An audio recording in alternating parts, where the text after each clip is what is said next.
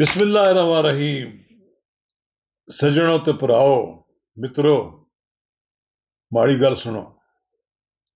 मैं अज फिर तुहाडे नाल पोठवारी जबान च गल करांगा और मेरियां बहुत सारी गल्लां तुहानूं चंगियां भी लगणगियां। किसी तासब, किसी वैर तू हट के सारी गल्लां करांगा। बहुत कम लोग होण जिहड़े इमरान खान नूं जाणदे ने। मैं उन्हां 'च शामिल हां कि जिहड़े इमरान खान नूं बहुत पुराना जाणने आ। कम बवेश 30 साल गुजर गए। इमरान खान जो नवा नवा सियासत विच कदम रखिया सी ते इमरान खान नाल मेरी दोस्ती पैदा हुई। मैं इमरान खान नूं रावलपिंडी इस्लामाबाद प्रेस क्लब दे सदर की हैसियत नाल मीट दी प्रेस प्रोग्राम में बुलाया सी तो दुनिया देखण आई सी। मेरा इस्लाम दा उस वक्त जमाने दी है, लिहाजा ये गल जी मैं कहांगा तबसरा करांगा ना तो मैं यूथिया बन के गल करांगा और ना ही मैं पटवारियां की कोई हमायत करांगा। लोग ताना देने ना कि अगर इमरान खान तक कोई तनकीद करे तो उन्हें पटवारी होने का दावा ताना दे छोड़ दें।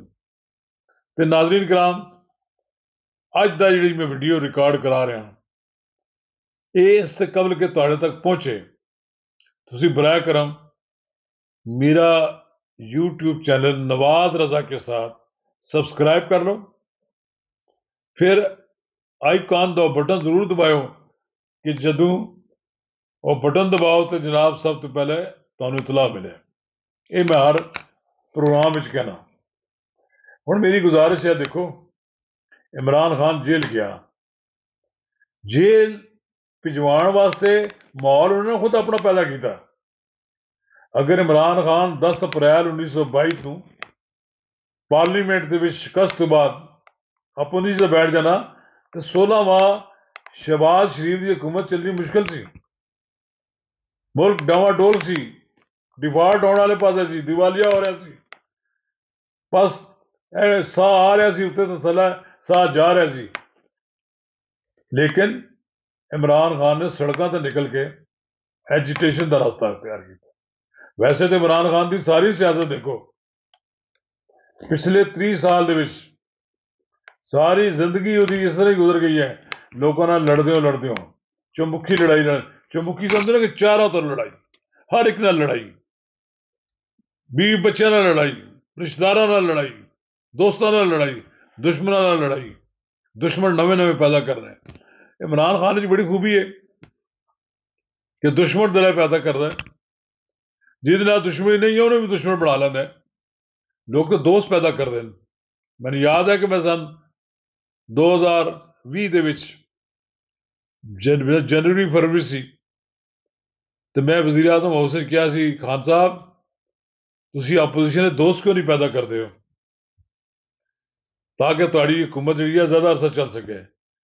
उन्होंने कहा जी मैं इन्हें चोरों नाल नहीं बेवांगा, इन्हें मैं चोरों को छोड़ना नहीं है। फिर उन्हें चोरों ने रल मिल के इमरान खान नूं चाह के थले सुटिया।